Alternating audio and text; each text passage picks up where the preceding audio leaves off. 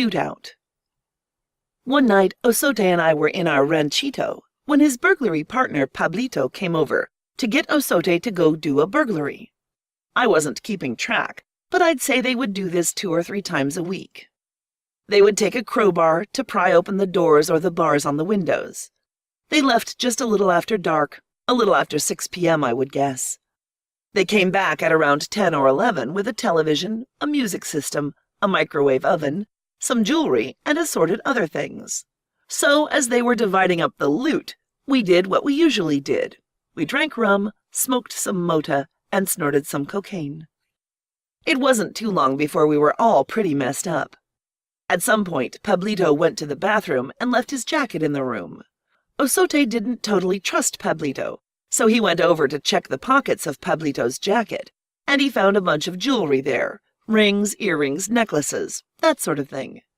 Their agreement was that they would all share equally in whatever they got, but it looked like Pablito was holding out on Osote. When Pablito came out of the bathroom, Osote confronted him. "Why do you have all this jewelry in your jacket? We're supposed to split everything. You're ripping me off." Pablito answered, "No, man, that jewelry belongs to my mother." "Yeah, right."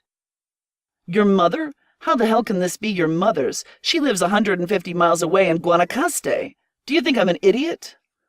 "No, man, I swear these are my mother's." Well, Osote didn't believe a word of this, and he took off to get his revolver, which he kept next door where his mother lived. Pablito took off to his own house as soon as Osote was gone to get his gun. These guys weren't fooling around. I knew something really bad was going to happen.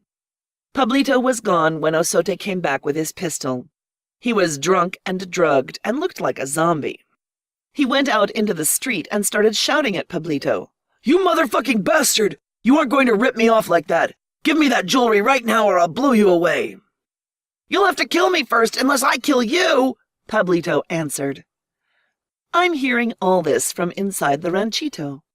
All of a sudden I hear boom, boom, and like an idiot, I go outside to look, and there was Osote around the corner of one ranchito, and Pablito around the corner of another, maybe 20 meters apart, shooting at each other. I stayed in the doorway, out of the way, tried to talk to Osote. "Osote, this is crazy. You're going to kill your friend." "He's no friend of mine, that dick-faced bastard. We're supposed to share and that fucker ripped me off. I'm not going to let him get away with that." So there I was, trying to stay out of the way while Osote and Pablito were shooting at each other. I don't know how many shots were fired, but quite a few. I guess they were lucky they were both so fucked up they didn't hit each other. But there was a bum out in the streets at the time, and one of the bullets hit him in the leg. "Oh, fuck, my leg!" he shouted.